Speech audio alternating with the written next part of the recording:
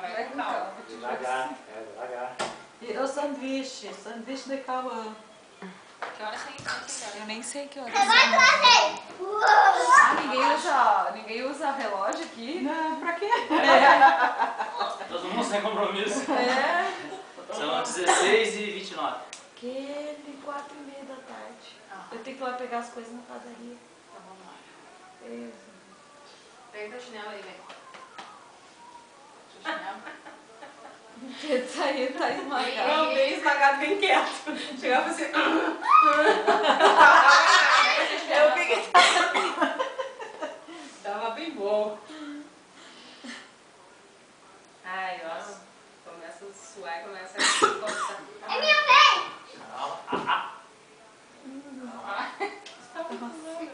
Não esquenta a cabeça. criança se ajeita, né?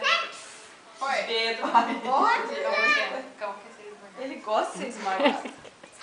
Eu só que tudo bem. Só que tem vai ser a esmagado cabeça. mesmo. Ele Cassiano em cima dele às vezes. Cassiano acaba com o Cauã, né? Eu tô Cassiano filmando. senta em cima dele. Ai, socorro! Solta! Solta! A cabeça dele! Agora na caixa do grilo! Vai, Cauã, fecha ele. Devagar, Agora né, vai Cauã? fazer uma catingu! Agora vai criar um pouco! Não com força. Devagar. Devagar no teu amigo. Ah, Vamos lá. Pega Vamos. o chinelo lá. Vambora, Cauã. Ah, acabou rápido a brincadeira, tia. Que saco. É. Você podia convidar o Pedro pra ir lá amanhã na tua casa, na casa da avó, né? Pra ir lá brincar contigo, né? Convida ele.